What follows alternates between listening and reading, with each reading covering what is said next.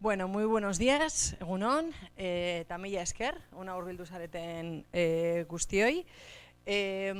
Letren fakultateko berdintasun batzordea eraberritu da, eta ekintza desberdinak antolatu ditugu aurtengo martxoak 8 testu inguruan, eta justu lehena, erakusketa badaukagu martxan, hementxe justu atera eta eskerretara, eta beste ekintzetako bat da zuzen ere Isabelen aurkezpena. Estaba comentando que muchas gracias a todos y a todas las asistentes por venir. La Comisión de Igualdad de la Facultad se acaba de renovar y hemos organizado una serie de actividades de cara a este 8 de marzo, que bueno, como había caído en sábado, pues lo hemos retrasado a lo largo de esta semana. Tenemos una exposición de literatura organizada aquí en la entrada de la facultad, en el hall, y el primer acto así presencial es esta presentación del libro con la compañera. Que no necesita mucha presentación, pero bueno, voy a intentar ser lo más breve posible, ¿vale? Isabel filosofian lizentziatua da, Madrilgo Konplutese Unibertsitatean, artean lizentziatua, baita ere, Urrutiko Hezkuntzarako Unibertsitate Nazionalean, eta doktorea Zaragozako Unibertsitatean, esanahia, gorpuztasuna eta metafora tesiaren bidez. Irakaslea da, UNED-en eta baita ere Zaragozako Unibertsitatean, pero bueno, aparte de esa parte tan más académica, ¿no? Es también investigadora y divulgadora, ¿no? Ha publicado numerosos libros. El último libro, El sexo en tiempos del románico, que gracias un poco a este trabajo también, ¿no? Acaba de recibir un premio la semana pasada, el 6 de marzo, el premio Laya, otorgado por la Diputación Foral de Álava a las personas y colectivos que luchan por la igualdad entre mujeres y hombres. Así que nuestra enhorabuena por este reciente premio. También tiene un podcast titulado Divulgadoras, junto con Nayara López de Munain, que tiene mucho éxito. Y hoy nos viene a presentar el libro Memoria histórica con perspectiva de género, una guía práctica para incluir a las mujeres en el relato histórico. Este libro está escrito junto a nuestra compañera y profesora de esta facultad, Virginia López de Maturana, y ha sido impulsado por Emakunde y el Instituto de la Memoria. Y no me extiendo más porque lo podría hacer con su extenso currículum, pero le voy a ceder la palabra. Eskerrik asko.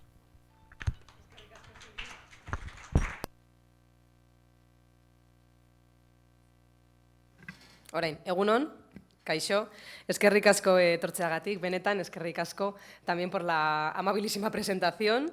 Bueno, pues hoy voy a hablaros de este libro que tengo aquí entre mis manos, que es se titula Memoria histórica con perspectiva de género, una guía práctica para incluir a las mujeres en el relato histórico.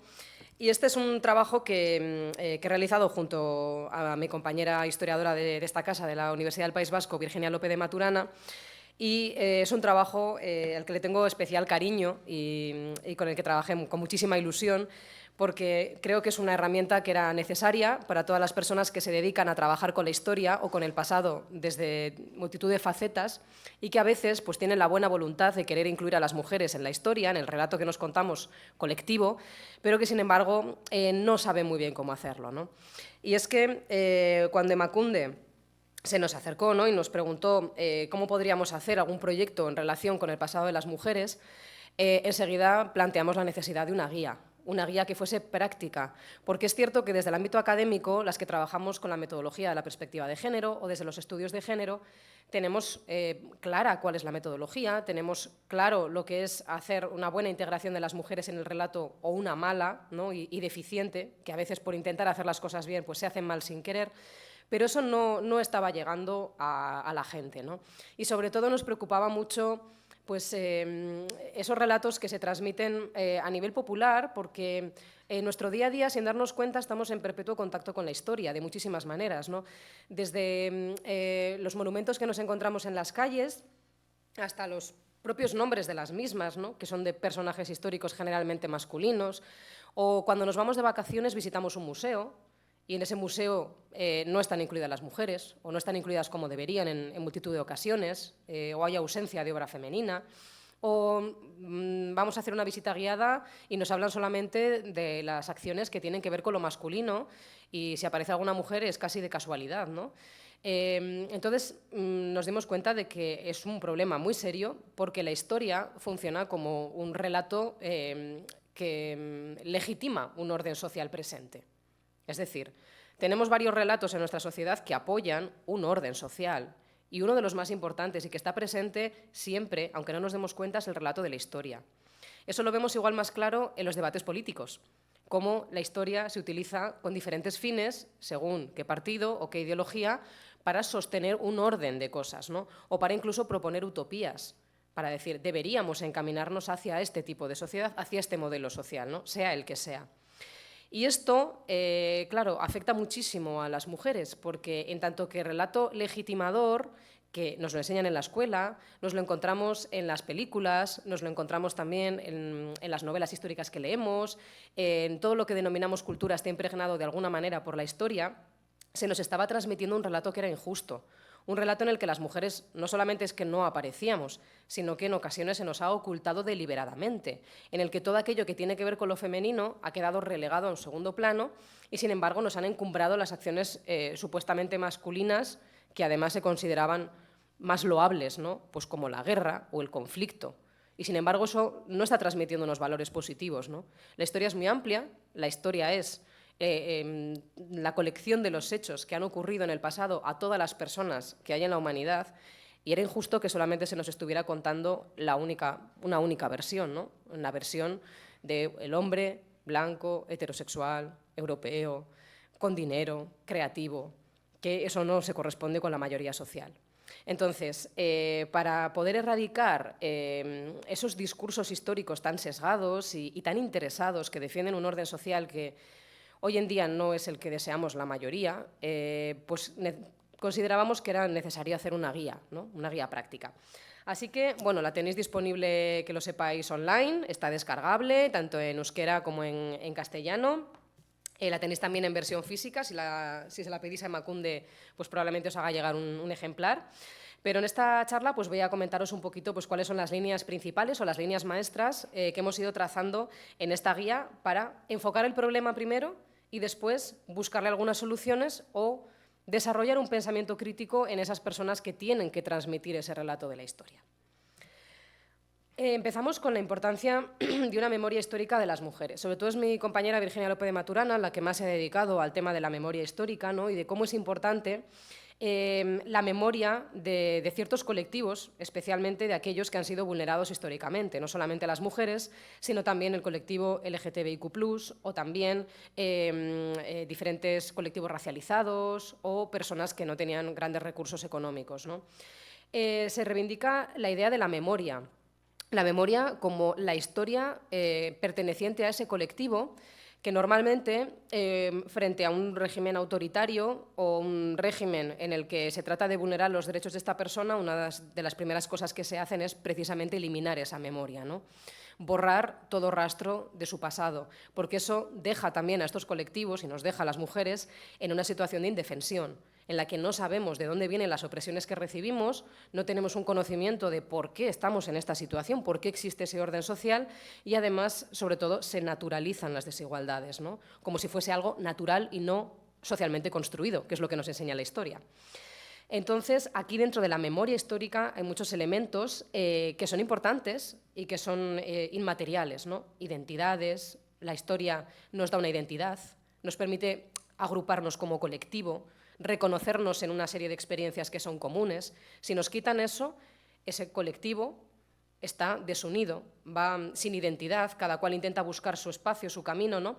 Pero si tenemos una historia común, una genealogía, ahí podemos remar a favor o podemos identificarnos con ciertos hechos del pasado que nos constituyen en el presente. También tenemos que hablar de símbolos como monumentos, lugares de memoria, nombres en el callejero. Hay una serie también de mitos asociados, ¿no? De leyendas también o de cultura que se genera en torno a esa historia o ese pasado colectivo común. Todo eso es importante a la hora de crear esa identidad. Y, por supuesto, esta memoria histórica genera una gran fuerza emocional. La historia es emocional Y eso lo vemos en nuestro día a día, ¿no? Las discusiones que se montan en ocasiones por cuestiones de historia, que dicen qué más nos dará lo que hicieran hace 300, 400, 500 años X personajes que no tenemos nada que ver con ellos. Y sin embargo, hay incluso pues, enfrentamientos enconados por ese tipo de cuestiones. O sea que no nos engañemos, son relatos que generan identidad y son relatos también que tienen emoción y generan emoción en las personas que lo reciben. Y todo esto influye muchísimo en la conformación de cada sociedad.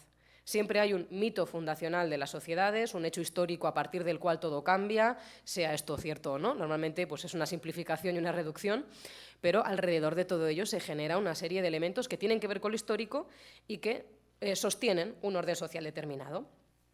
Claro, si hablamos de memoria, tenemos que hablar también de silencio y de olvido, que si recordamos también podemos elegir no recordar, o también se puede imponer el silencio a ciertos colectivos, ¿no? Entonces, este silencio puede ser voluntario, puede ocurrir que haya colectivos que no deseen recordar por cierto trauma, ¿no?, su historia. Esto tenemos un ejemplo muy reciente, la pandemia. Hemos hecho un olvido voluntario colectivo. Es como si nada hubiera ocurrido, ¿no? Esto ha sido un mecanismo de defensa que hemos desarrollado a nivel social en el que parece que aquellos días tan extraños, de tanta incertidumbre, de tanto miedo, de tanta angustia, no han sucedido. No ha hecho falta hablarlo, no ha hecho falta hacer un pacto social para no recordar la pandemia, simplemente ha sucedido como motivo de un trauma. O sea que estos silencios también pueden ser voluntarios. Y en el caso de colectivos que han sufrido genocidios o que han sufrido una historia muy adversa, a veces ese silencio es voluntario, no quieren hablar de ello, no quieren recordar, no quieren volver a ese pasado, ¿no? También puede ser un silencio impuesto, que es lo que ha sucedido mayoritariamente con la historia de las mujeres, que se las ha silenciado desde instancias del poder, ¿no? Desde aquellas personas que estaban escribiendo, por ejemplo, los manuales, los libros de texto, que han decidido voluntariamente no incluir ninguna mujer, a pesar de que hubieran tenido fama en vida, ¿no? O a pesar de que hubiesen sido mujeres muy relevantes en su tiempo histórico. Han decidido que no van a pasar a la memoria colectiva. Eso es un silencio impuesto por una persona ajena, que directamente decide silenciar todo aquello, ¿no? Entonces, también se produce ese ocultamiento o la incapacidad que decíamos de comunicar una experiencia traumática. Puede tener como esas dos vertientes, ¿no?, voluntario o impuesto. Y lo que nos encontramos cuando analizamos el relato de la historia, porque es un relato, nos lo contamos como si fuese un cuento, como si fuese una especie de novela. Es verdad que las personas que nos dedicamos un poco a indagar en el pasado sabemos que esto no es así. Nos encontramos retazos de evidencias, unos trozos de texto por aquí, unas imágenes por allá, algún resto arqueológico, y con todo eso tenemos que intentar componer un puzzle del que siempre nos faltan piezas. Pero cuando transmitimos ese conocimiento, me da igual que sea en disciplinas que se dedican al estudio del pasado o en disciplinas que se dedican a las ciencias naturales o cualquier otra cosa, lo contamos como si fuese un relato, porque es la manera de comunicarnos el conocimiento de los seres humanos. El lenguaje sigue siendo fundamentalmente nuestra herramienta de transmisión de saber. Y sin darnos cuenta, le damos relato a las cosas, lo convertimos en una historieta, en una historia, ¿no? Entonces, ese relato es lo que tenemos que analizar, el cómo transmitimos la información. Porque, evidentemente, a la mínima que vayas a las fuentes o analices las imágenes del pasado, los restos arqueológicos, mujeres hay por todos los sitios, pero por todos los sitios, ¿no? El problema no es ese, no es que no estén en las fuentes, porque están. El problema es el relato que se ha construido con eso, en el que se las ha marginalizado o se las ha silenciado. Y el relato histórico hegemónico, que es el que normalmente nos encontramos en los libros de texto, el que se sigue enseñando lamentablemente durante gran parte del sistema educativo, el que a veces, cada vez menos, se sigue transmitiendo en la universidad, aunque es verdad que eso ha cambiado muchísimo en los últimos años. Normalmente ese relato histórico hegemónico patrimonializa la historia común de una manera excluyente. Es decir, se nos dice que es historia de todas y de todos, de toda la humanidad, pero sin embargo siempre se nos habla de Europa, siempre se nos habla de los señores que tenían poder, de los señores que hacían la guerra y de los señores de las clases altas. Y por supuesto, heterosexuales. Y si era homosexual, pues lo intentamos hacer también heterosexual, no vaya a ser que nos fastidie el relato, ¿no? Entonces, lo que se ha denominado historia común realmente es la historia de una minoría social, aunque es la más potente, digamos, a nivel de poder, la que podía ejercer el poder, y eso que es colectivo realmente es una cosa excluyente. Nos han hecho un relato basado en la desigualdad. ¿Qué nos encontramos en el pasado? Pues realmente lo que nos encontramos en el pasado es lo mismo que nos encontramos en el presente, que las sociedades son muy, muy, muy complejas, complejísimas. En nuestra misma sociedad conviven personas distintas, de diferentes procedencias, con diferentes ideologías, de diferentes géneros, de diferentes orientaciones sexuales, personas, algunas de ellas con discapacidad. Hay infinidad de factores que hacen que las experiencias ante un hecho común sean muy diversas. Porque esto es lo importante, no todo el mundo vive la historia de la misma manera. Está demostrado que las experiencias femeninas son distintas a las experiencias masculinas. No por una cuestión de naturaleza, sino de mero sentido común. Desde que somos pequeñas y pequeños se nos ha enseñado diferentes cosas y a las mujeres se les ha permitido hacer algunas y prohibido otras y a los hombres lo mismo, ¿no? Entonces, necesariamente, ya que nuestro puesto en la sociedad es diferente desde que nacemos y se nos han inculcado diferentes roles, la experiencia que vamos a tener va a ser radicalmente distinta. Entonces, ¿por qué solamente se nos cuenta la experiencia masculina y se nos dice que es universal? ¿Qué pasa con el resto de la humanidad? El resto de la humanidad también tiene experiencias, pero sin embargo, a pesar de que las mujeres somos ligeramente, a nivel numérico, superiores, porque no sé si somos un 51% de la humanidad, somos un poquito superiores incluso en número, no se considera universal, ¿no? Y lo ideal sería recoger esa pluralidad de memorias en la medida de lo posible cuando hablemos del pasado. No fijarnos solamente en lo que hacían unos, sino también como el impacto que podían tener ciertos hechos también en otros colectivos. Así que nos encontramos con una convergencia de diversas memorias. Y esto, claro, complica muchísimo el panorama, pero es que el panorama es complejo. Si lo simplificamos, estamos reduciendo y estamos dejando a gente fuera del relato. Y aquí pues tenemos que hablar de divergencias políticas, religiosas, de clase, de género, todas las que os imaginéis y más que incluso no nos estamos imaginando a día de hoy. Entonces, frente a esta pluralidad de memorias, lo que busca la historia con perspectiva de género o los estudios de género es poner el objetivo en el estudio de la historia de las mujeres, pero no solo. Y es algo que hemos tratado de recalcar también en la guía. Está centrado en las mujeres, pero los estudios de género y sobre todo el feminismo lo que busca no solamente es el bienestar de su propio colectivo, sino también de colectivos que son afines o colectivos en los que también hay mujeres que tienen otras circunstancias, lo que hoy en día llamamos interseccionalidad, ¿no? Nos interesa también incluir a las personas discapacitadas en el discurso, porque estaban ahí, porque siempre han estado. O nos interesa meter a las mujeres racializadas, porque siguen conviviendo entre nosotras y siempre hemos convivido con mujeres racializadas y con hombres racializados, ¿no? Nos interesa incluir también el relato de otras religiones, porque, que no nos engañemos, siempre ha habido mucha diversidad religiosa en nuestro territorio, ¿no? En Álava mismo, sin irnos más lejos. Entonces, se pone el objetivo ahí en la historia de las mujeres, pero siempre con esa apertura a la pluralidad de las memorias. Bueno, vamos a ver cómo se ha construido el relato histórico hegemónico, cuáles han sido un poco las directrices que se han utilizado y para ello pues, he traído una de las imágenes más horribles que Internet me ha dado sobre la prehistoria. He buscado conscientemente la que fuera la más incorrecta de todas, pero al mismo tiempo que nos es muy familiar, porque ese tipo de imágenes las hemos visto en muchas ocasiones, y que nos habla un poco de ese sesgo androcéntrico, a veces bastante ridículo, que se nos ha querido mostrar como objetivo y verdadero, ¿no? Y sin embargo, pues nada más lejos de la realidad, esto es una fantasía masculina. Tenemos que tener en cuenta que eso, que cualquier relato sobre el pasado no deja de ser una reconstrucción de unos hechos. Reconstrucción necesariamente porque, no, lo que decía antes, no podemos acceder a toda la información.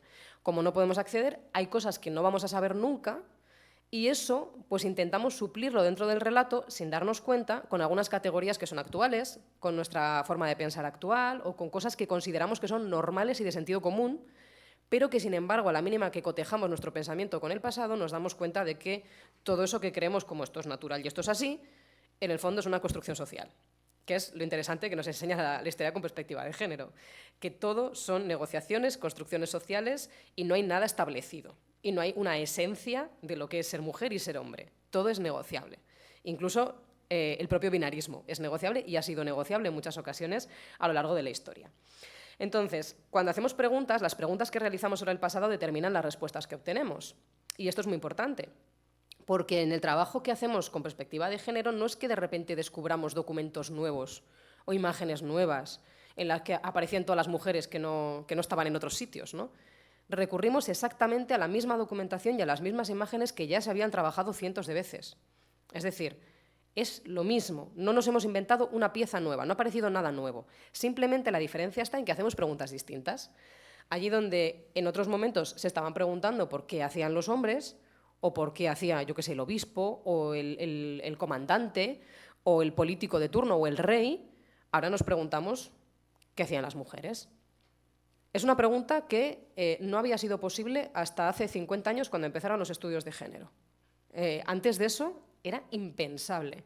También era impensable porque no había mujeres normalmente en la academia. Históricamente, el patriarcado le ha negado a las mujeres la educación de forma muy interesada y muy astuta, porque sabía perfectamente qué es lo que está pasando, que en cuanto las mujeres alcanzasen la educación, empezarían a cambiar los discursos. Y estos discursos de conocimiento son los que nos modelan como sociedad. Entonces, precisamente es lo que ocurrió. En cuanto las mujeres empezaron a entrar a la universidad, poco a poco, de forma paulatina, empezaron los estudios de género. Ahora eso, medio siglo, que ya llevan una andadura. Hay gente que se sorprende mucho, ¿no? Es que ahora queréis cambiar las cosas. Bueno, vas tarde, esto empezó hace 50 años, ¿no? Hace medio siglo ya. Y en pocas generaciones se está cambiando muchísimas cosas, se está planteando y se está discutiendo las bases del conocimiento que teníamos porque no era un conocimiento que representase a todo el mundo, ¿no? Y simplemente cambiando las preguntas, preguntándonos por cómo se organiza el género, cómo las sociedades deciden que hay hombres y mujeres y los roles que tienen cada uno de ellos, etc.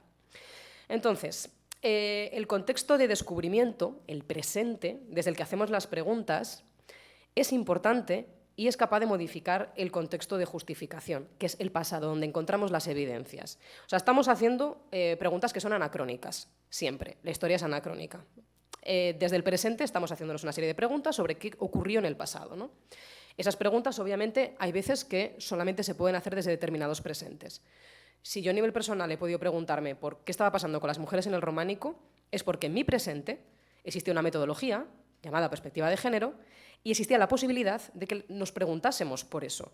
Esto era imposible hace 50, 60 años. Imposible. Esa pregunta no podía estar en la mente de las personas que estaban haciendo historia. Entonces, es importante el contexto de descubrimiento del presente porque a veces nos posibilita hacer unas preguntas o hacer otras, ¿no?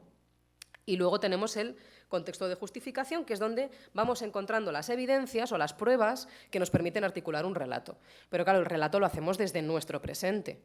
Y simplemente en el pasado vamos a buscar indicios, vamos a buscar evidencias, vamos a buscar pruebas.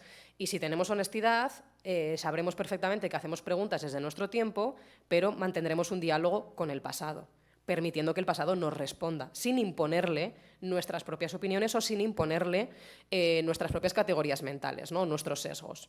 Entonces, si dejamos que el pasado nos responda, luego nos puede gustar o no la respuesta, pero tenemos que dejar que las evidencias hablen, ¿no? Pero en todo caso siempre se trata de un diálogo anacrónico entre dos tiempos. ¿Qué es lo que ha sucedido? Que no siempre se ha sido muy consciente, o no se ha querido ser muy consciente, no lo sé, de la importancia del presente a la hora de construir el pasado, ¿no? De cómo las preguntas que hacemos determinan las respuestas o de cómo se trasladaban sesgos hacia el pasado sin dejar que el pasado hablase por sí mismo, ¿no? Esto es un poco lo que ha sucedido con el relato hegemónico de la historia. Cuando hablo de relato hegemónico, por supuesto, vamos a dejar al lado todas las excepciones buenísimas que las hay, por supuesto. Siempre hay excepciones de gente que construye un relato un poco más honesto o que se ha hecho preguntas más amplias, pero el hegemónico, digamos, el que tenemos todo el mundo en la cabeza, ¿vale? El mainstream. Y ahí lo que tenemos es un androcentrismo galopante, ¿no? Claro, normalmente la historia se empieza a hacer desde el siglo XIX-XX, que es cuando se replantean las bases del conocimiento histórico, nacen disciplinas nuevas, como la historia del arte, como la arqueología, y nacen con unos sesgos, por supuesto, nacen con los sesgos de su tiempo histórico. Y no nos tenemos que olvidar nunca que el siglo XIX es un siglo muy misógino, muy clasista, muy racista, muy esclavista, muy desigual. Incluso más desigual que otras épocas, ¿no? de su pasado. Entonces, todas esas ideas se trasladan, sin darse cuenta, como sesgos, se trasladan a sus discursos.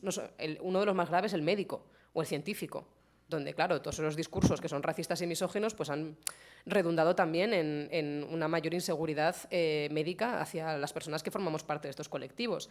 Pero también, por supuesto, han pasado a la historia del arte, la arqueología, la filología, etcétera.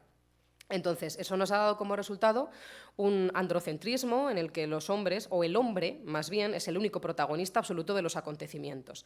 El hombre que no es todos los hombres, es un tipo de hombre, que es el blanco, heterosexual, europeo, de clase media alta, poderoso y creativo. ¿Y qué pasa sobre todo pues, con la prehistoria, donde tenemos menos evidencias en ese contexto de justificación en el pasado, donde podemos conocer menos cosas porque no tenemos documentos, porque apenas tenemos imágenes, porque no nos han quedado casi restos arqueológicos.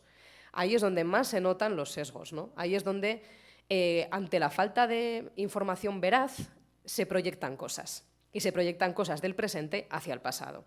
Y de ahí esta terrorífica imagen de la prehistoria, en la que aparece una especie como de covacha, como una especie de casa, en la que vemos que pues, dentro hay una mujer haciendo la nada, luego hay dos mujeres afuera que están siempre cuidando niños, y tenemos a los hombres, todos ellos, bueno, guapísimos, estupendos, de gimnasio, con un torso maravilloso, blanquísimos, todos, están todo el día al sol sin ropa, pero están blanquísimos, y cazando un mamut, ¿no? O sea, esto realmente es que esto es una fantasía de la masculinidad del siglo XX, pero esto no tiene nada que ver con la realidad, ¿no? Para empezar, se sabe que no se cazaban mamuts, que las mujeres también participaban en la caza. Esa representación que se ha hecho del interior y el exterior del hogar para intentar incluir a las mujeres como dentro de casa, ¿no? Las cosas que se hacen dentro del hogar y las cosas fuera. Eso es una proyección también del estereotipo del ángel del hogar del siglo XIX. Es decir, que aquí, pues eso, las mujeres pasivas, cuidando de niños solamente, encargadas de los cuidados. Todo esto es la imagen que nos han vendido como verdadera y como objetiva y, sin embargo, insisto, esto es una fantasía de cierto tipo de masculinidad, que no de todos los hombres, sino de cierto tipo de masculinidad, que se ha querido pasar por evidencia científica. Y claro, si tenemos un protagonista del relato, tenemos también personajes secundarios. Porque en cualquier estructura del relato pasa lo mismo. Tenemos un personaje que es el principal y los secundarios sirven o bien para entorpecer al personaje principal en la trama y ponerle dificultades, o bien para ayudarlo. Esto es pura teoría de cómo se estructura una narración, un relato cualquiera, ¿no? Entonces, ¿qué posición han ocupado las mujeres? Las mujeres eran los personajes secundarios. Solo importan si, de algún modo, están en relación con el personaje principal.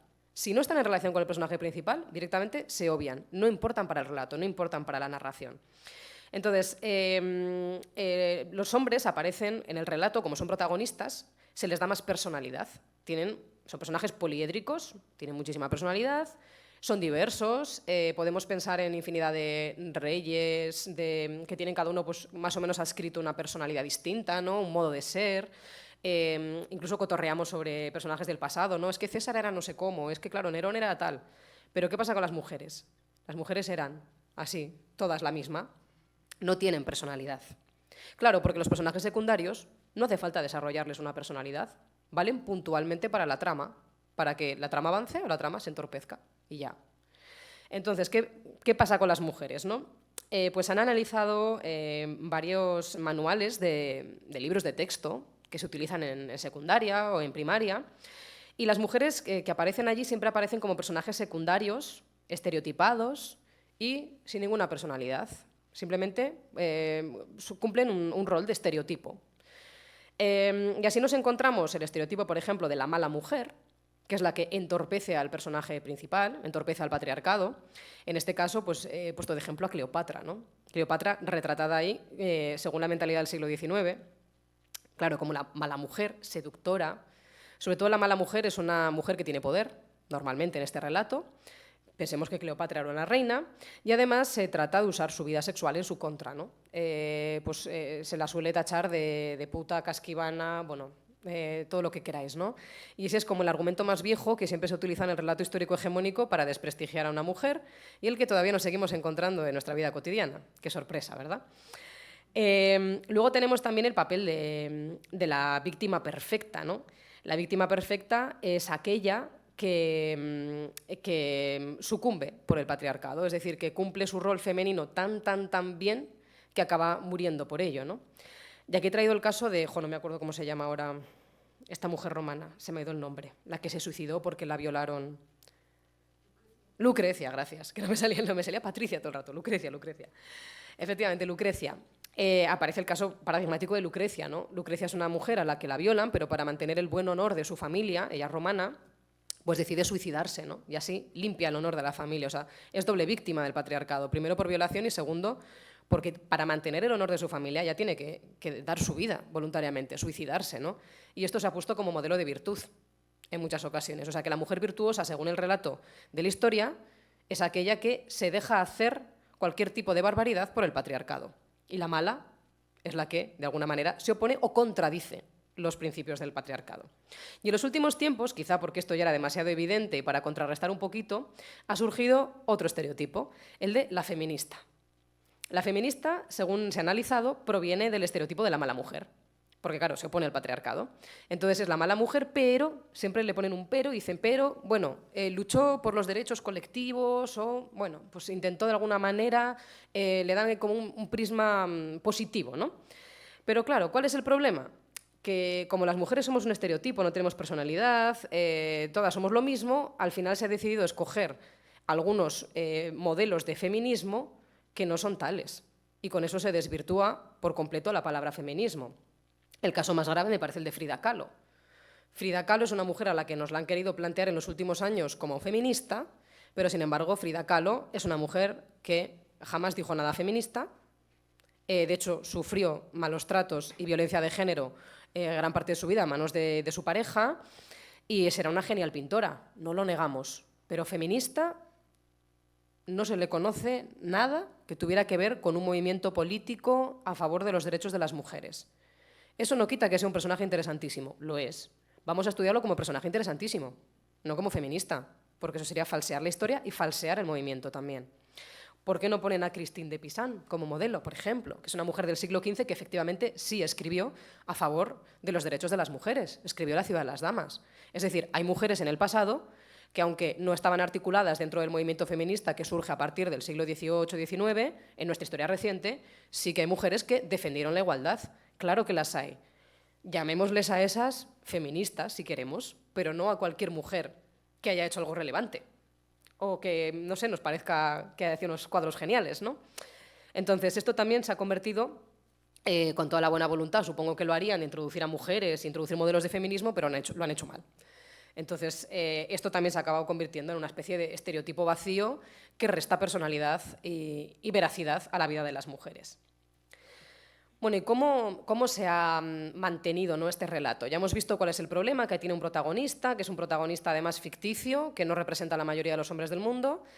Yo creo que no llega ni al 1% de lo que representa, que cumpla todas las características. Yo creo que un 1% de la población mundial puede cumplirlo, ¿no? Y luego hemos visto que hay una serie de personajes secundarios, pero claro, nos han tenido que mentir mucho y falsear mucho el relato de la historia para expulsar a todo ese 99% de la gente que falta, ¿no? ¿Y cómo se ha hecho eso? Pues hay dos vías principales. Tenemos el lenguaje y tenemos las imágenes. Siguen siendo a día de hoy las dos vías principales de transmisión de conocimiento, ¿no? De cómo le damos forma al mundo y cómo nos transmitimos información. Entonces, ¿qué sucede con el lenguaje? Bueno, en los últimos años ha habido como mucha discusión por el masculino genérico, discusión absurda a la mínima que tengas un poco de perspectiva histórica. El masculino genérico es una decisión deliberada de nuestros siglos recientes, está demostradísimo. En la documentación medieval te encuentras desdobles, por ejemplo, lenguaje que hoy en día llamaríamos inclusivo, te lo encuentras en documentos legales, pero también te lo encuentras, por ejemplo, en el poema del Mío Cid. Por eso hemos puesto aquí el ejemplo del poema del Mío Cid, porque ahí te habla de las vecinas y vecinos de Burgos. No los vecinos, vecinas y vecinos. Y hay infinidad de casos en documentos de archivo donde te hablan de, por ejemplo, cofrada, no cofrade, te hablan de presidenta, que hay algunas palabras que hoy en día generan una polémica absurda cuando históricamente ha habido un uso en femenino, ¿no? O sea, ha sido algo deliberado eliminar ese uso en femenino y solamente integrarlo en masculino.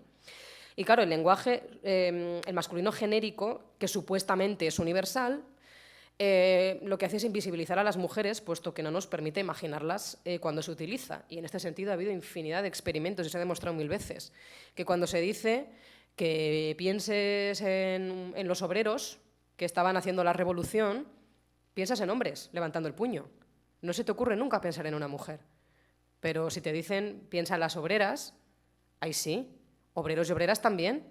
O si dicen piensa en el proletariado. Bueno, el proletariado es un nombre colectivo que también podemos usar, que engloba ambos géneros, y ahí te puede permitir imaginar también a mujeres participando en las revoluciones, ¿no?, que efectivamente sabemos que lo hicieron. Entonces, hay recursos en el lenguaje para incluir a las mujeres que se utilizaban constantemente en el pasado. Este cambio que se produce en el lenguaje, y esa apuesta por el universal, el masculino genérico como universal, se da en un momento histórico muy concreto. Adivinad cuál. 18, 19. Claro, uno de los siglos más misóginos. Entonces, como fue una decisión deliberada, lo podemos revertir. Y, de hecho, debemos revertirlo también a la hora de transmitir nuestro discurso sobre el pasado y sobre la historia.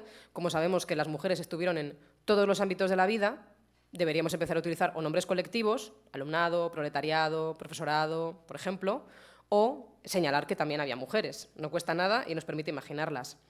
O la invisibilización a través de las imágenes. Claro, tenemos un problemón, ¿no?, con el tema de las imágenes. Ya os he enseñado una ilustración que nos hablaba de la prehistoria, pero de una prehistoria muy, muy fantasiosa, ¿no?, muy acorde a las fantasías masculinas del siglo XX. Pero, claro, a la hora de hacer imágenes, normalmente, si os fijáis en los museos, algunos están actualizando, pero la mayoría de ellos todavía siguen teniendo imágenes en las que las mujeres brillan por su ausencia. No están, o están en una esquina, o están haciendo lo que se consideraba en el siglo XX cosas de mujeres: coser, cocinar o cuidar niños, y hasta ahí, ¿no? Y, sin embargo, las evidencias históricas nos dicen que las mujeres estuvieron participando en todos los órdenes de la vida, absolutamente todos. Hubo mujeres en la guerra, hubo mujeres en la mina, hubo mujeres en la obra, hubo mujeres en todos los sitios. Al revés, no. Los hombres no han estado en todos los lugares. Y tengo un caso buenísimo. Los hombres, jamás he conocido ningún hombre que lavase la ropa. Indago también el tema de los lavaderos y no aparecen en la documentación. Las mujeres dicen que nunca jamás vieron a ninguno. Si un hombre tenía que lavarse la ropa, siempre se encargaba de contratar a una mujer que se lo hiciera. Es decir, hay cosas que los hombres no han hecho, que las mujeres sí, pero al revés no pasa. Entonces, presuponemos que siempre ha habido mujeres en todo, ¿no? Entonces, cuando hay que hacer una ilustración, lo lógico sería representar mujeres siempre haciendo todo, porque es lo que históricamente es correcto, lo que históricamente ha pasado, ¿no? Entonces tenemos bastante infrarrepresentación de las mujeres y también de otros colectivos minorizados en las ilustraciones del pasado. Y las ilustraciones son importantes.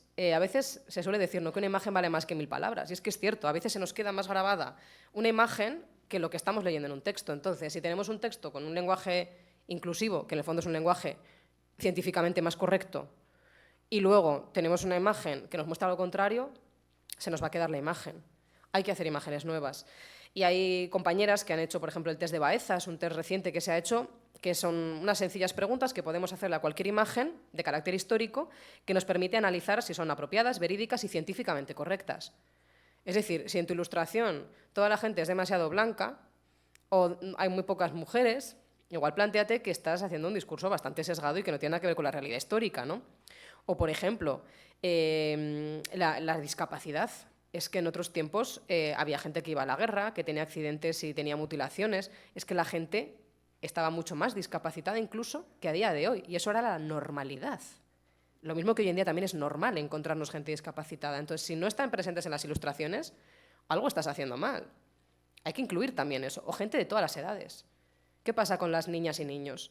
¿Qué pasa con la gente de la tercera edad? ¿Por qué nunca aparece como alguien que está participando en los hechos históricos? Parece que solamente se hace todo a cierta edad, ¿no? Y no, niñas y niños son protagonistas de la historia también. Y hay cosas que solamente entendemos desde su punto de vista o desde su prisma. Entonces también hay que incluirlo, ¿no? Entonces el test de Baeza, que también está descargable online en Internet, es muy útil para poder analizar esas imágenes de una manera crítica. Y, por supuesto, tenemos un problemón con los cuadros de historia.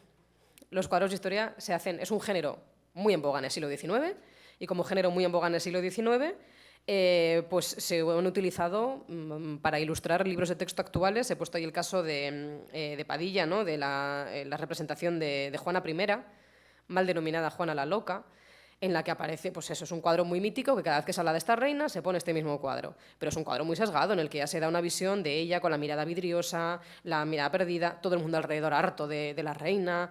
Está reflejando esa locura que ya sabemos que fue una construcción política para apartarla del poder, ¿no? Entonces, si seguimos ilustrando con esto y luego le decimos, no era Juana la Loca, era Juana I, pero nos quedamos con esta imagen, ¿no? Entonces, los cuadros del siglo XIX son una lacra. Hay que crear imágenes nuevas. Necesitamos imágenes nuevas porque eso pertenece a hace 200 años, a cómo veían la vida hace 200 años, y creo que deberíamos empezar a crear contenidos nuevos y más acordes con la realidad. En esta guía también establecemos algunas estrategias de ocultación de las mujeres en el relato histórico, no he incluido todas porque son bastantes y más que se nos habrán quedado en el tintero, pero queremos poner ejemplos de cuando estamos ante un relato ya construido, cómo pillar de algún modo esas ocultaciones o esas invisibilizaciones, ¿no? Entonces hay algunas maneras muy básicas de ocultar a las mujeres, ¿no? Por ejemplo, si se desconoce la autoría de una acción, asumir que siempre la ha hecho un hombre. Esto es un clásico. Los artistas o el artista prehistórico. Bueno, pues ahí está el caso de Cueva de las Manos, que está en la Patagonia, es esa representación, ¿no?, de un montón de manos en una pared rocosa, en la que se sabe que hay manos infantiles, hay manos de mujer, hay manos muy diversas, de muchísima gente. Entonces, no es el artista prehistórico, por ejemplo, ¿no? Como no sabemos quién lo ha hecho, asumimos que ha sido un hombre y encima le aplicamos la teoría del genio del siglo XIX. O sea, ya del genio artista, ¿no? O, por ejemplo, citar solo al varón cuando se trata de una acción colectiva realizada por un hombre y una mujer. Que esto sucede mucho con los fueros. Hay muchos fueros que no están concedidos solamente por el rey. Este es el fuero de Santa Cruz de Campezo, en el que aparece Alfonso X el Sabio y doña Violante de Aragón. El fuero está concedido por el rey y la reina, y me parece que por el infante Sancho también. Entonces, claro, es una acción colectiva, no es una acción de Alfonso X. Y sin embargo, seguimos diciendo que el fuero es de Alfonso X el Sabio. Nos olvidamos del resto de la gente. Entonces, las acciones colectivas normalmente se las estamos atribuyendo a una autoría masculina, pero hay más gente que está haciendo eso y habría que señalarlo. O, por ejemplo, si se encuentran testimonios o restos materiales asociados al poder, se tiende, antes de saber el género, a atribuírselos a un hombre, que es el famoso caso de la mujer de Birka, que como tenía panoplia guerrera, pues durante mucho tiempo se insistió hasta la saciedad y hasta el absurdo que aquello era un hombre. Sin embargo, varios análisis de ADN, y digo varios porque hubo que hacer varias pruebas de ADN y demostrárselo 300 veces, demostró que era una mujer. Entonces, ¿por qué asumimos sin ningún tipo de prueba que esto es el enterramiento de un hombre y, sin embargo, cuando queremos decirlo evidente, que no lo es, hay que demostrarlo 3 o 4 veces? Que eso es un poco el problema que tenemos, ¿no? Que tenemos tan asumidos ciertos sesgos que encima tenemos que demostrar la evidencia. Tenemos que demostrar lo que es obvio. Que eso a mí es una cosa que me da mucha rabia porque me veo obligada a hacerlo, ¿no? De tener que demostrar y justificar por qué lo que estoy viendo es una mujer cuando es que es evidentemente una mujer. Pero lo tenemos que hacer, ¿no? Y sin embargo, al revés, no ha habido que aportar ningún tipo de prueba porque iba remando a favor del relato hegemónico. O, por ejemplo, si varias mujeres realizan una acción considerada masculina o sobresaliente, se las nombra como una excepción. Entonces, las científicas son las eternas excepciones. Las mujeres escritoras también, las eternas excepciones. Siempre me pregunto, ¿no?, dónde está el límite. ¿Cuántas mujeres numéricamente hacen falta para que dejen de ser una excepción, ¿no? ¿A partir de cuántas ya no son excepción y son la norma? Ese número no existe, os lo digo desde ya, siempre seremos la excepción. Entonces es como decir, bueno, sí, vale, había mujeres en la guerra, pero pocas, son excepcionales. Bueno, empieza a contarlas, a que no son tan excepcionales si las contamos. Entonces esto también es un recurso para invisibilizar y minimizar las acciones femeninas, sobre todo cuando se considera desde el relato hegemónico que está vulnerando esa masculinidad hegemónica, ¿no?, esa masculinidad que se transmite a través del relato. O, por ejemplo, si se quieren destacar las virtudes positivas de un hombre, se evita mencionar o se niegan los aspectos de su biografía que implican maltrato hacia las mujeres y otros colectivos minorizados. Picasso. El caso de Picasso, ¿no? Picasso tenía que encarnar el genio. Y el genio se le perdona todo porque, claro, su arte es tan importante que puede vulnerar los derechos de todo el mundo a su alrededor. Perdónale, que es un genio, ¿no? Es la cosa de, bueno, es que él es así, es que tiene un temperamento que, claro, luego hace unos cuadros maravillosos. Pero, sin embargo, no es que nos interese la vida privada de Picasso, es que resulta que ese maltrato hacia las mujeres está en sus cuadros. Entonces, si queremos hacer una interpretación rigurosa, necesitamos saber el maltrato que tenía hacia las mujeres, porque si no, no entendemos su obra. No es por juzgarle, es por mero interés científico. Es que necesitamos saber esos datos de su vida para luego entenderlo bien. ¿Qué ha pasado? Que por blanquearle nos hemos comido unas interpretaciones también fantasiosas y falsas sobre sus cuadros. Por no mencionar que lo que estaba pintando a veces era directa misoginia, ¿no? O nos pasa también con Gauguin. Gauguin pintaba pederastia. Y nos han ocultado que estaba pintando pederastia. Pero él mismo nos lo confiesa en sus diarios. Es que es importante para entender lo que estamos viendo, porque nos están falseando lo que vemos. Nos hacen que veamos otra cosa que no está ahí. Entonces, yo si estoy viendo pederastia, me gustaría que me lo dejaran claro y evidente, porque igual no quiero verlo. O igual no quiero apoyar eso, ¿no? Entonces, se nos ha ocultado deliberadamente ciertos aspectos de las biografías de algunos hombres para que encarnasen ese ideal de genio o para que encarnasen ese hombre modelo que tiene que ser el protagonista de la historia. O lo contrario, si se quieren destacar las virtudes positivas de un hombre, se inventan bulos negativos sobre una mujer de su entorno para destacar la bondad del primero. Un hombre parece que es más bueno si tiene una mala mujer al lado, y si no la tiene, pues nos la inventamos. Que es lo que le sucedió, por ejemplo, a la esposa de Sócrates, a Jantipa. Es el caso que ponemos como ejemplo. De Jantipa no tenemos ni un solo dato verídico de su biografía, más allá de algo que nos dice Jenofonte, como una anecdotilla y alguna cosa más. Y sabemos también en que estaba presente la muerte de Sócrates precisamente por uno de los diálogos de Platón. Pero no sabemos más que era joven y Sócrates era muy viejo y que tenía un bebé en brazos en el momento de la muerte de Sócrates. Entonces probablemente pues, había sido madre recientemente. Hasta ahí sabemos. Bueno, pues toda la historia se dedicó a inventarse bulos sobre Jantipa, hablando de que si era muy mala mujer, que le hacía la vida imposible a Sócrates, que bueno, le tiraba, ahí aparece por ejemplo un grabado tirándole orines por encima, vamos, que debía ser una mujer terrorífica, pura invención, no sabemos nada de cómo era. Y de todas formas, si Jantipa tenía tan mal genio, que es como ha pasado la historia, yo la entiendo. Porque Sócrates es un tío que se dedicaba a ir todo el día de simposio en simposio, es decir, de fiesta en fiesta, gratis, sin trabajar, mientras su familia se moría de hambre. Entonces, yo soy Jantipa y también hubiera estado un poco enfadada. Pero claro, había que dejar de bueno a Sócrates, entonces hacía falta una mala mujer al lado, ¿no? Bueno, estas son algunas de las estrategias de ocultación. Hay alguna más también recogida en esta guía, ¿no? Para que estemos un poco alerta cuando analicemos un relato, veamos una serie, algo, estar alerta, ¿no? De, uy, aquí están recurriendo a esto, ¿no? A la excepción, o nos están ocultando esto, o nos están diciendo esto otro, ¿no? Cuidado, cuidado, que aquí puede que haya ocultaciones. Y este relato importa porque tiene un impacto social que también ha sido analizado y estudiado por otras compañeras, ¿no? El relato histórico, como os decía, es uno de los discursos legitimadores del orden social actual y conforma, por repetición, porque nos lo han dicho 300 millones de veces de 1000 maneras distintas desde que nacemos, lo que denominamos sentido común. Nos parecía esta cena de sentido común que los hombres cazaban mientras las mujeres estaban recolectando 4 frutitos a la entrada de la cueva. Y está haciendo falta mucho esfuerzo y pedagogía para insistir en que no, que eso no funcionaba así por más que algunos quisieran. Entonces se consideraba que era de sentido común.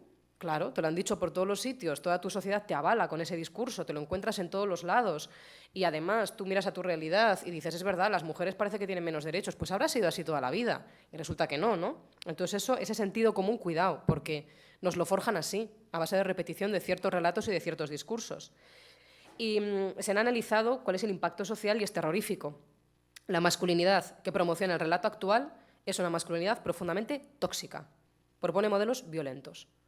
Este protagonista de la historia siempre está en el poder y consigue el poder mediante el ejercicio de la guerra, mediante la traición, mediante el asesinato, mediante la imposición, mediante valores que yo no los querría tener en mi sociedad actual. Y yo creo que la mayoría convenimos en que no son modelos positivos. Y es muy curioso porque se está luchando, ¿no?, en algunos niveles o a nivel de algunos relatos y discursos para que esos modelos de masculinidad tóxica, que no son naturales, que son socialmente construidos, se dejen de replicar y, sin embargo, luego, en cuanto abren el libro de historia, los chavales se encuentran con una promoción muy activa de ese mismo discurso, ¿no? Entonces, hay algo que está fallando, no vamos a la vez. Seguimos manteniendo una legitimidad histórica de eso está así y está bien, y sin embargo luego le estamos diciendo, no, no, pero tú no lo hagas, ¿no? Entonces, ¿con qué discurso me quedo? Es contradictorio. Y hay que atacar de raíz estos discursos. La historia es muy amplia. Podemos contar cualquier cosa que queramos. ¿Por qué elegimos contar eso? Podemos hablar de, no sé, de cómo se organizan las sociedades, de lo que comían, de cómo eran los oficios, de cómo eran las estructuras sociales, de los acuerdos de paz. El único acuerdo de paz que se estudia normalmente es el de la Unión Europea. ¿Pero por qué?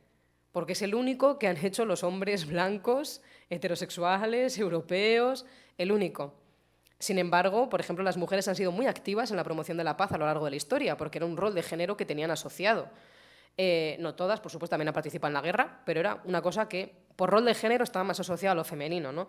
Y sin embargo, no estudiamos cómo hacer la paz, que sería mucho más interesante, ¿no? Estudiar cómo se puede tener conflicto, cómo llegar a acuerdos, qué estrategias históricas se han desarrollado, estrategias muy inteligentes para frenar momentos de tensión, ¿no?, o momentos violentos. Nos vendría muy bien para el siglo XXI, frente a lo que estamos viendo, ¿no? En vez de esa escalada de violencia, de masculinidad tóxica, pues quizás sería interesante.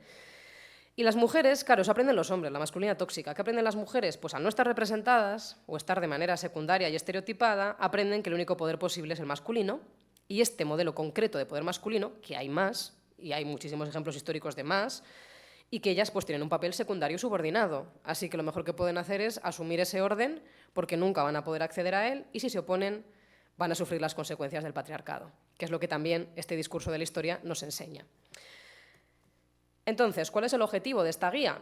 Pues ir poco a poco hacia un relato histórico que sea más justo y también más riguroso, porque esto no es una cuestión solamente de justicia social, que también lo es, sino que sobre todo es de rigor científico, porque ya habéis visto que para mantener ese relato ha habido que mentir y mucho, ha habido que tergiversar, ha habido que ascribirle las acciones colectivas solamente a unos pocos, ha habido que falsear. Entonces, lo que queremos es rigor. O sea, no queremos de repente un discurso en el que las mujeres sean las únicas protagonistas. No, que cada cual sea protagonista en la medida en que lo ha sido y en la medida en que ha contribuido a la historia colectiva. Ya está, simplemente es eso, que creo que es algo bastante razonable, ¿no? No mentir. Donde haya mujeres las hay, donde no las hay, no las hay, no pasa nada. Simplemente ver dónde están. Entonces, ¿qué nos enseñan los estudios de género y esta perspectiva histórica? Pues que el patriarcado y las relaciones de género han sido muy, muy flexibles a lo largo de los siglos, tremendamente flexibles, que el statu quo se puede negociar. Y de hecho, ahora mismo se está renegociando las condiciones sociales, en un momento en el que mucha parte de la población está pidiendo más igualdad. Hay un debate, hay una renegociación, hay unas idas y unas venidas, y se está debatiendo. Y lo vemos todo el mundo. Esto ha pasado más veces en la historia, en un sentido o en otro. Ha habido momentos en que el patriarcado intenta apretar más fuerte a las mujeres y hay otros momentos en que las mujeres han empezado a recuperar un poco el terreno perdido. Es flexible. Entonces, esto creo que es una enseñanza muy valiosa. Como es flexible, no tenemos que asumir nada, no tenemos que dar nada por sentado, sino que tenemos que aprender de la historia y aprender que los acuerdos sociales, los pactos sociales, se renegocian y se pueden negociar. Entonces, para incluir a las mujeres de forma rigurosa, hay que estudiar las relaciones de género para no incurrir en estereotipos. Claro, como las relaciones de género son cambiantes, si queremos hablar de la Edad Moderna, tendremos que saber cómo se organizaba el género en la Edad Moderna en un lugar determinado del mundo y qué otros factores influían. Sería lo suyo, ¿no? Para no trasladar nuestros roles de género hacia el pasado, básicamente, ¿no? Lo que hacemos hoy en día, no trasladarlo al pasado como si siempre hubiera sido igual, sino que lo interesante es, bueno, ¿y cómo se organizaban? ¿Y qué tenían que hacer las mujeres de esta clase social? Porque, claro, los modelos de masculinidad y de feminidad no son los mismos para todo el mundo. Influye la clase social, influye también la religión, influye el lugar del mundo en el que estás, las costumbres, muchísimas cosas. Entonces hay que buscar esos modelos de masculinidad, de feminidad en el pasado, ver cómo se organizaban y cómo se relacionaban entre sí. Se busca también la fidelidad al relato histórico e incluir a todos los agentes implicados en un hecho del pasado, sin mirar su raza, sin mirar su religión, sus creencias, su género, nada. Y sobre todo, importante, hay que deconstruir el relato hegemónico, ¿no? Eliminar sus bulos, que son muchísimos, e integrar a las mujeres en la medida en que contribuyeron a la historia colectiva. Así que el género, en este caso, es la herramienta básica de análisis, siempre atendiendo a la importancia de la interseccionalidad, de que hay más factores, no solamente el género, que están influyendo, ¿no? Y solamente de esa manera pues nos podremos dar cuenta de que la teoría de Einstein resulta que no era solamente de Einstein, sino que era de Mileva-Maric, en gran medida, ¿no? Entonces tendríamos que hablar quizá de una vez, porque ya va siendo urgencia, de la teoría Maric-Einstein. Entonces, las mujeres las tenemos que situar ahora en este punto como sujetos históricos. Como siempre han sido personajes secundarios, antes de crear ese relato colectivo, primero tenemos que saber qué ha pasado con ellas, que es el primer paso, ¿no? Como no sabemos nada, ahora mismo es un campo de estudio maravilloso, porque todo es emocionante, todo es un descubrimiento. De saber cero a de repente saber algo, pues son noticias nuevas todos los días, ¿no? Estamos aprendiendo qué ha pasado con las mujeres. Y es importante situar a las mujeres como sujetos históricos, primero, por la cuestión de la genealogía, ¿no? Los hombres tienen una genealogía masculina muy marcada. Saben de dónde vienen, cuáles son sus predecesores, qué han hecho, cómo han contribuido a la historia colectiva. La genealogía femenina no. Entonces, ¿qué supone que nos corten en cada generación la genealogía? Supone que tenemos que empezar siempre desde cero. No tenemos nunca referentes, vamos a ciegas. Entonces, las mujeres artistas que empiezan ahora no saben lo que han hecho las mujeres artistas del pasado. Ahora ya cada vez se está poniendo más solución, pero no lo sabían. Entonces tienen que reinventarse de nuevo. Y eso es muy doloroso porque si no tienes una genealogía andas perdida. no entiendes por qué estás donde estás, no entiendes por qué no te dejan hacer ciertas cosas, no entiendes las capacidades que tiene tu género y, sobre todo, en vez de apoyarte sobre hombros de gigantes, te obligan a empezar desde cero en la casilla de salida en cada generación. Entonces eso es muy injusto. Y mantener la genealogía también es una cuestión de justicia, ¿no? De poder hacerlo, ¿no? Y de hecho, Christine de Pizan, feminista del siglo XV, lo primero que hace ella es establecer una genealogía. Desde siempre, las mujeres que se han dedicado a la igualdad saben perfectamente que necesitamos esa genealogía. Entonces ella coge mujeres bíblicas, mujeres históricas, mujeres también de la mitología grecolatina y las coloca todas a hacer una ciudad de las damas donde están conviviendo en armonía y ahí está protegida, defendida esa genealogía femenina. Diciendo, todas las mujeres del pasado están aquí recordándonos que podemos hacer esto, podemos hacer lo otro, son nuestros modelos. Sin eso, andamos solas. Y esto ya se dieron cuenta en el siglo XV. Quiero decir que sigue siendo necesario reconstruir esa genealogía. También es importante contextualizar para abrir la mirada. No vale sacar a las mujeres como si fuesen champiñones de la historia, ¿no? De aquí hay una mujer, aquí hay otra, porque eso no nos explica nada. Eso fue el primer intento de integrar a las mujeres, que está muy bien, hay que rescatarlas, efectivamente, saber quiénes son, pero así por sí mismas, con sus biografías aisladas, no nos ayudan, no es introducir correctamente a las mujeres en la historia. Necesitamos el contexto. Necesitamos el contexto para saber si esas mujeres eran algo pues, común, su comportamiento era común, si formaba parte de un rol de género establecido, si estaban en rebeldía frente al patriarcado y hacían cosas que se supone que no deberían hacer. Necesitamos saber todo eso. Eso es reintegrarlas correctamente. Y tenemos que contextualizar mucho y diferenciar entre diferentes aspectos que nos podemos encontrar en el pasado.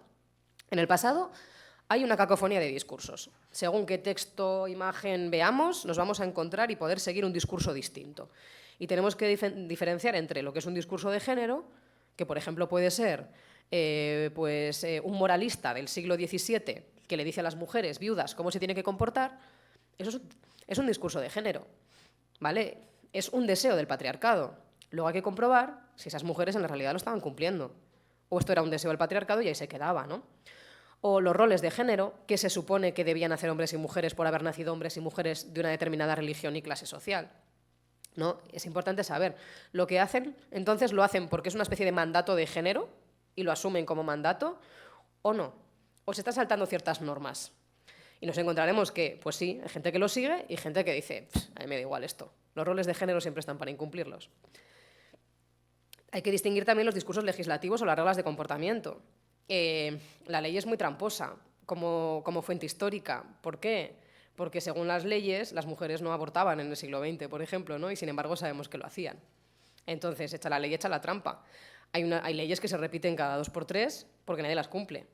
Entonces, pues aunque las leyes sean misóginas, luego hay que saber si tenían aplicación o no, porque a veces las mujeres dicen, pues mira, no, yo por aquí no paso o esto no, o lo voy a hacer igualmente aunque esté penado. Entonces, nos puede dar cierta información de los deseos del patriarcado del momento, pero no de las acciones reales de las mujeres. O el reparto de tareas, como era. Eso nos ayuda a ver, pues, por ejemplo, aspectos como la regionalidad, el poder de las reinas. Cómo se repartían el poder entre reinas y reyes en la Edad Media, que se lo repartían. Entonces, cumplían diferentes roles, expectativas. Entonces, ese reparto de tareas nos habla también de la posición de las mujeres. O cómo era la organización familiar, que depende muchísimo. La organización familiar, depende cómo sea, favorece más o menos a las mujeres. O la sitúa en una situación en la que pueden hacer más cosas a nivel público o a nivel de poder o menos. Entonces, la organización familiar es importante. Y, sobre todo, prestar atención a las transgresiones, porque eso nos indica también las tensiones sociales que hay y cómo no todo el mundo estaba de acuerdo con cierto tipo de comportamiento o con ciertas cuestiones sociales. Entonces, la pregunta es, ¿se cumplían los deseos del patriarcado? Porque, claro, normalmente cuando vamos al pasado nos vamos a encontrar sobre todo fuentes masculinas, escritas por hombres. Y mucha de la información que tenemos sobre las mujeres está escrita por hombres. Entonces, muy bien, pero ¿esto que dice este señor era así? ¿O es lo que él pensaba? Pero luego la realidad era muy distinta. Y hay que también ver si esos deseos del patriarcado se cumplen o no se cumplen y en qué medida. Y sobre todo prepararnos para encontrarnos mujeres donde menos te lo esperas. Hay mujeres en los conventos masculinos, por ejemplo, construyéndolos. O, por ejemplo, haciendo donaciones a los monjes. Entonces, claro, las mujeres son importantes ahí, en un contexto que podríamos pensar que es plenamente masculino.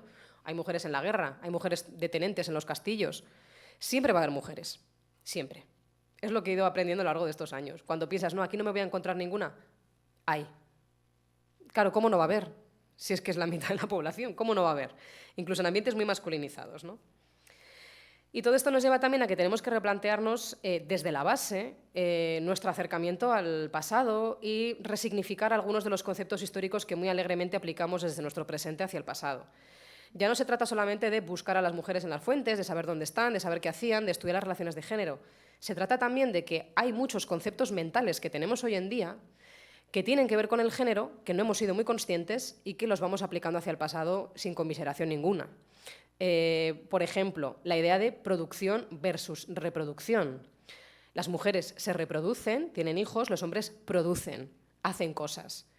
Esto es una categoría mental que sobre todo se formó en el siglo XIX, XX, que lo tenemos muy metido y que tiene que ver profundamente con la organización social y con el género. Claro, te vas a otros tiempos y dices eso de producción y reproducción, ¿dónde está esa diferencia?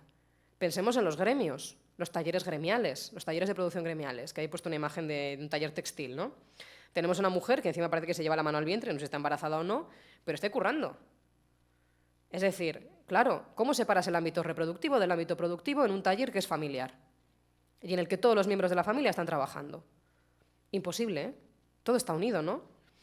O, por ejemplo, la ética del cuidado. Normalmente se nos ha creado la idea, ¿no?, de que del cuidado se han encargado principalmente las mujeres, que es verdad que en gran medida ha recaído sobre ellas a lo largo de la historia, pero también ha habido hombres encargados del cuidado.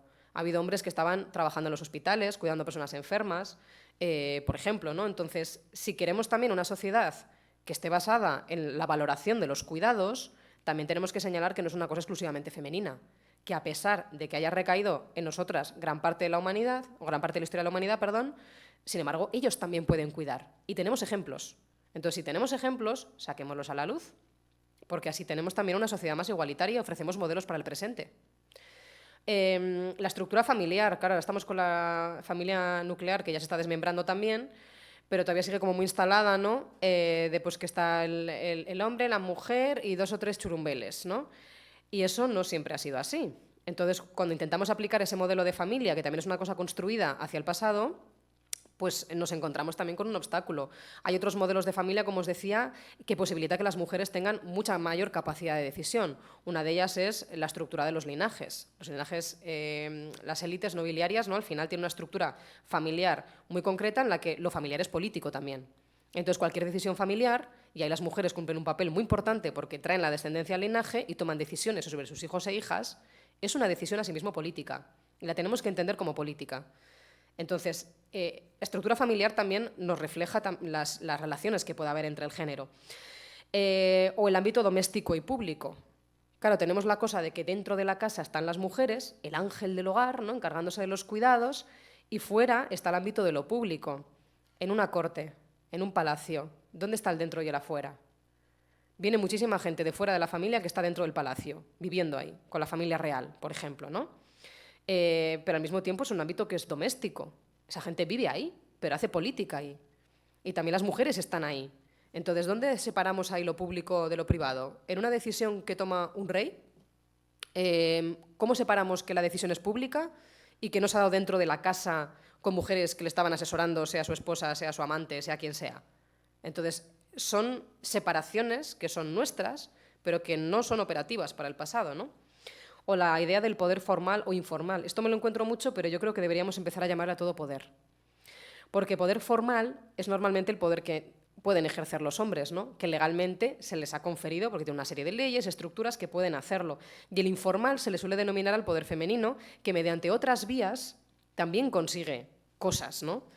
Pensemos, por ejemplo, en las visionarias, ¿no?, que tenían visiones pero para ser teólogos, para poder participar en teología o para poder tener influencia política, que muchas visionarias que luego están manejando los asuntos de política europea internacional que da gusto, ¿no?, desde un convento. Es decir, ese poder le tenemos que seguir llamando informal, y al que lo hacen los hombres formal. ¿No parece que el suyo es más legítimo si utilizamos esto, ¿no? Es poder. Es poder de influencia, es poder de decisión, es poder de hacer cosas. Y Y también eso de poder formal o informal creo que es un prejuicio de nuestra contemporaneidad.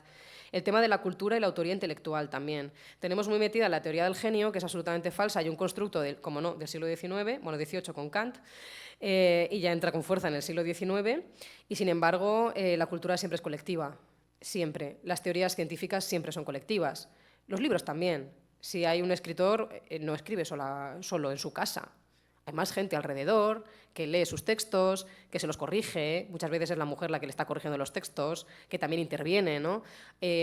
O, por ejemplo, la mayor parte de obras de arte del pasado eran colectivas, se hacían en talleres.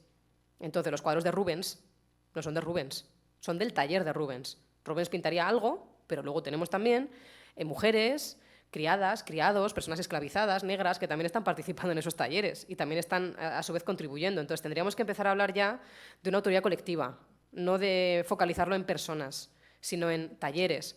O hay una cosa que me da mucha rabia, ¿no? En el románico, cuando no se sabe quién ha hecho algo, se le llama el maestro de. ¿Cómo que maestro de? El taller de, como mucho. Si es que no sabemos quién lo hizo, sabemos que había mujeres en la obra, ¿por qué deduces que es un maestro, él solo, el que dice, voy a hacer esto así y se hace todo un claustro? No tiene sentido, es un taller, no es un maestro, ¿no? Entonces, hay que pensar ya desde lo colectivo y, sobre todo, tener en cuenta que hay discursos legitimadores en nuestro presente, como la historia, pero que también los había en el pasado.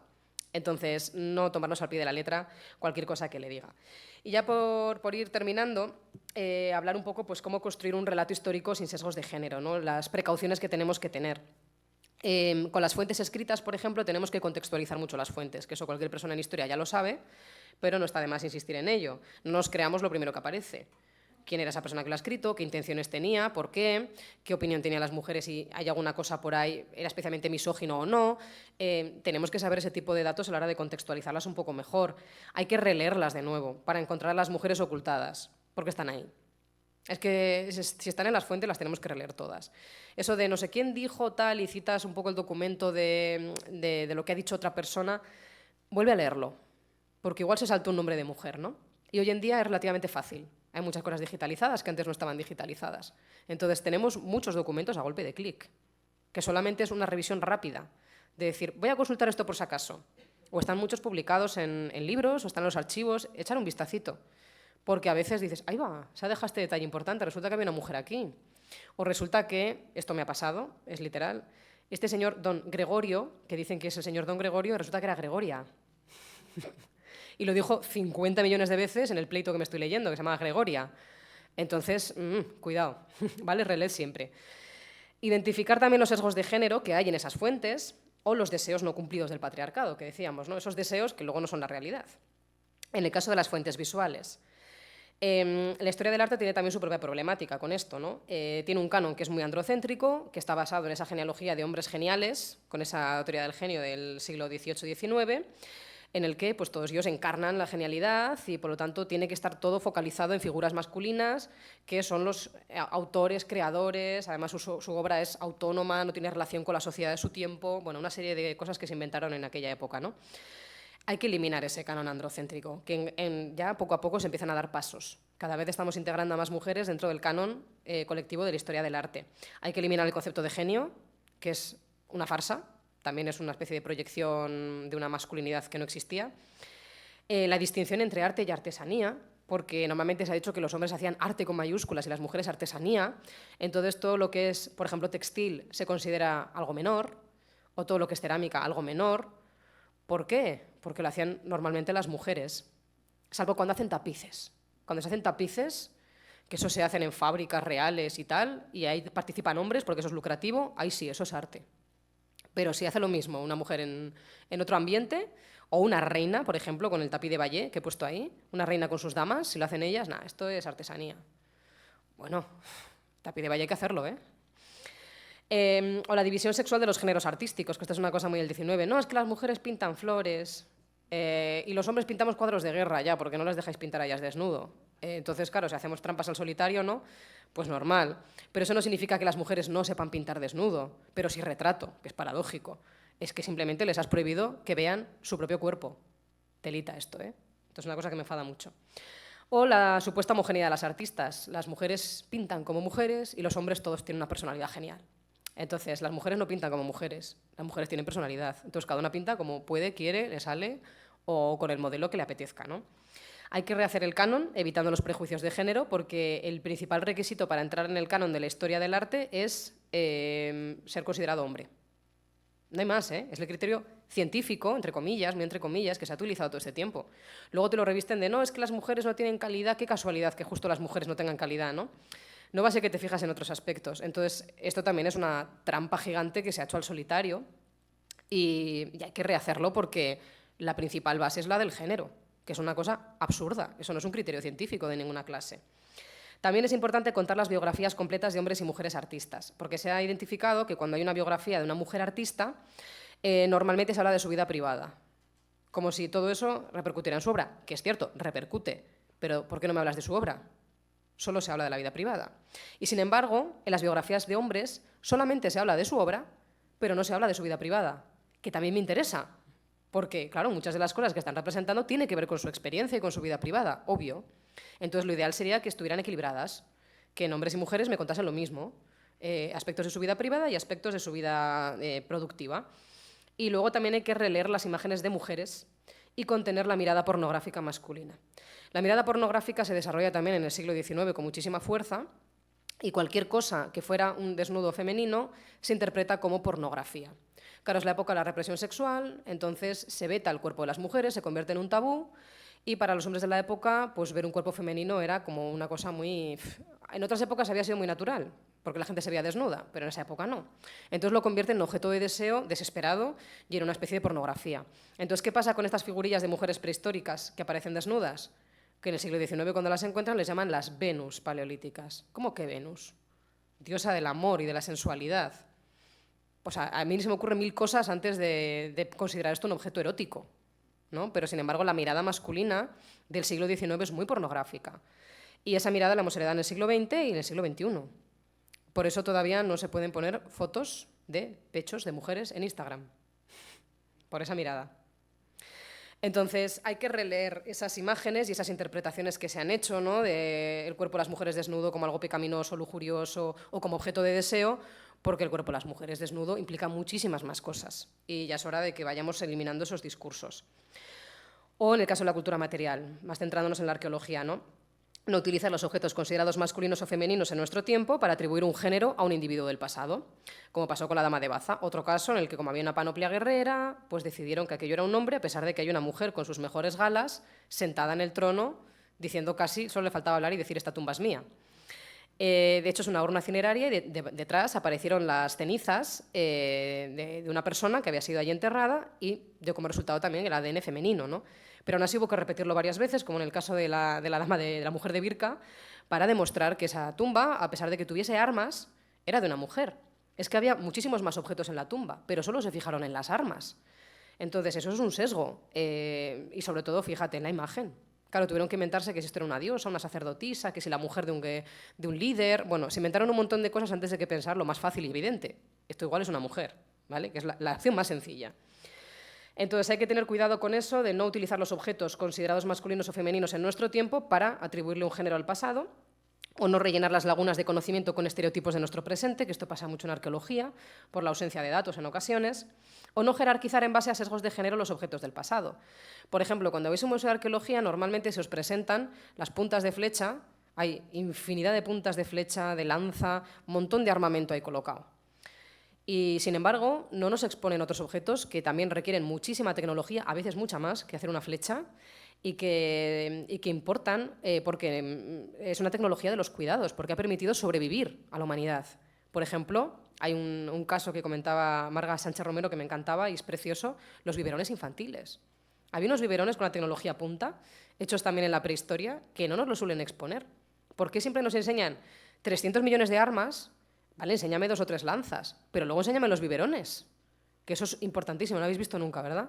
Pues una preciosidad de biberones, así de arcilla, para que pueda el niño chupar, es que es una maravilla.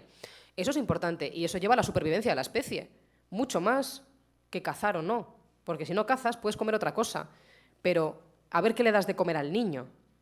No hay humanidad si no piensas en cosas tan básicas como esas de los cuidados, ¿no?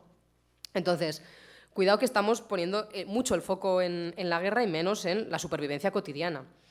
Y ya para acabar, ¿no? El testimonio. no es mi caso, pero hay gente que trabaja con testimonio.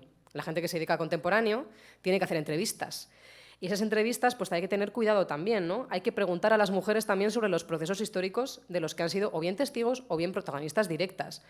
He puesto ahí el caso de los lavaderos porque una investigadora que hizo un estudio, ¿no?, sobre Beatriz Gallego hizo un estudio sobre los lavaderos en Álava, entonces ella recababa testimonio de mujeres y de hombres que habían convivido con ese espacio, ¿no? Y casualmente las mujeres le decían, primero, que lo que recordaban era que era un trabajo durísimo, una mierda, y después que, bueno, ya que estaban allí, pues charlaban entre ellas y estaban un buen rato, ¿no? Hablaban de un espacio no tanto de sororidad exageradamente como luego lo hemos querido ver, ¿no?, pero como un espacio de charla con las vecinas, de que pasaban un rato agradable. Y sin embargo le preguntaba a los hombres y los hombres le respondían con el estereotipo insolidario de la feminidad, ¿no?, con la idea prefabricada y construida de que las mujeres no se llevan bien entre sí. Entonces decían que aquello siempre pues, era un hervidero de gritos, que estaban todo el día a la gresca. Claro, luego te das cuenta de que los hombres jamás pisaron un lavadero dentro, ¿no? Lo que estaban respondiendo era con un estereotipo social, pero no desde la experiencia directa. Pero su experiencia era esa, recuerdan, igual algún día, obviamente no serían seres de luz, algún día alguna discutiría, por supuesto, pero tampoco estaban todo el día tirándose de los pelos.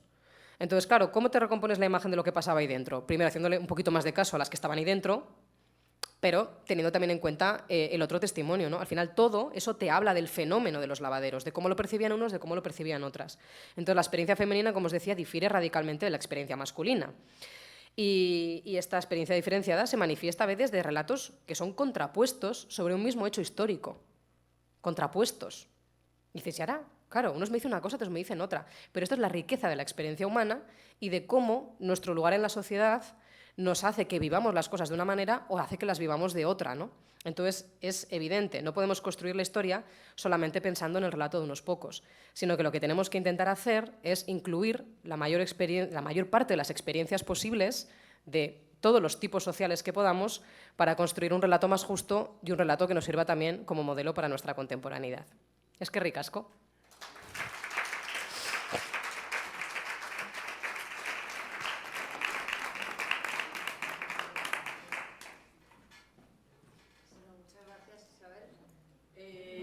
Un ratillo, si alguien quiere hacer alguna pregunta o apetece comentar algo. ¿Nadie? Yo he de decir que la imagen de prehistoria que has puesto, yo que soy profesora de prehistoria precisamente, hago una práctica con el alumnado que consiste en hacer una búsqueda genérica en internet de una imagen que represente la prehistoria, ¿no? Y esta la tengo machacadísima porque es una de las primeras que sale y lo elige un montón de gente, precisamente, ¿no? Y la práctica consiste precisamente en analizar el aspectos con una perspectiva de género. ¿Y vamos mejorando? Sí, ven cosas, se dan cuenta la primera. Sí, he de decir que sí. Hay alguno que todavía me hace así un poco de tal, pero bueno, he de decir que sí que vamos notando poquito a poco el cambio y bueno, por lo menos en la práctica lo dejan ver. Luego ya lo que hagan en su día a día, ya ahí no me puedo meter, pero en me este caso saberlo. Sí. Y esta imagen, vamos, es que cuando la he visto he dicho... Es que siempre sale. O sea, además les digo, por favor, no me pongáis la primera que sale, que todo el mundo elige esa. Pues yo creo que este año la he visto 3 o 4 veces. Yo la cogí precisamente por eso. Sí.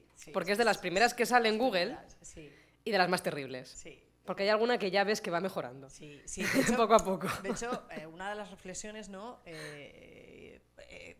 Yo sí que veo que sí, en la academia vamos cambiando, ¿no? Y poco a poco los discursos van llegando a toda la gente, ¿no? Y bueno, pues has mencionado a Marga, por ejemplo, que es una catedrática del área de prehistoria y que está haciendo una labor divulgativa impresionante, ¿no?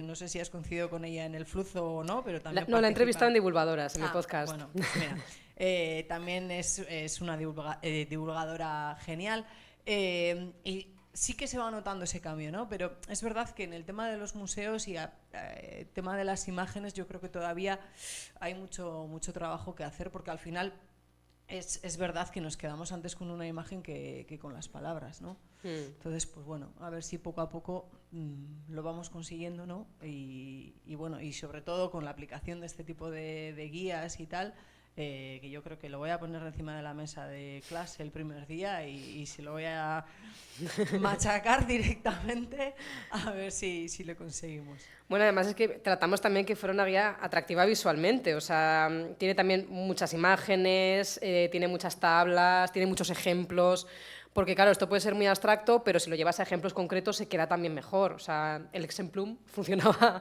antiguamente como herramienta de conocimiento y sigue funcionando hoy en día, ¿no? Si te hablan de la mujer de Birka, se te queda lo de la mujer de Birka y dices, vale, para la próxima no vamos a hacer esto. Entonces, era importante también señalar con casos concretos de, mira, aquí se ha hecho de esta manera o esto pasa así, de este modo. Entonces, sí, se ha buscado también mucho personal de museos, porque cuando la presentamos, por ejemplo, en el Museo Arqueológico de Bilbao, que estuvimos haciendo allí la presentación hace 3 semanas o 4, hace no mucho, claro, se acercó luego una de las guías del museo y nos dice, jo, ¿me puedo llevar un ejemplar? Y yo, claro, para eso está, ¿no? Y dice, es que claro, intentamos hacer por nuestra parte un esfuerzo extra y es verdad que yo también he sido guía de turismo. A veces la instalación no te acompaña. Porque, y yo entiendo también esto, cambiar la instalación entera de un museo es carísimo, es muy caro. Entonces, a veces, si han hecho esa instalación hace 5 años, pero no lo han hecho con perspectiva de género porque tampoco lo habían pensado, y es normal, es que no pueden de repente hacer una inversión otra vez brutal para cambiar todos los letreros, toda la exposición, porque igual tienen que quitar piezas y poner otras nuevas. Todas las imágenes, o sea, es una salvajada de dinero. Entonces, yo entiendo que esto es un proceso que hay que dar pasos. Pero esta guía está precisamente para ese personal de museo, que diga, vale, pero yo, con mis palabras, te voy a suplir las carencias que tiene la instalación, por ejemplo. Entonces, en ese sentido, se busca también especialmente eso, gente que está en su día a día con la historia, instituciones que dicen, pues vamos a homenajear este hecho histórico de no sé qué, que pasó en el año 1700 y algo. Vale, pero si lo recreas, si lo haces un homenaje, si vas a hacer actos, ten en cuenta que también había mujeres que estaban allí. No encomies siempre a los mismos. O si vas a poner nombres de calles, o ten cuidado un poco, o sea, date cuenta de que había más gente que tiene que... O sea, que está pensado para eso, para las personas intermediarias entre ese relato que se está creando en la academia y el resto de la población. Que luego esto lo puede leer cualquiera, o sea, quiero decir que luego se puede coger y tiene una lectura que está pensada para cualquiera que le interese, pero sobre todo personas que hacen de mediadoras. Bueno, pues nada, muchas gracias por haberos acercado a pasar esta mañana con nosotros. Es que ricasco.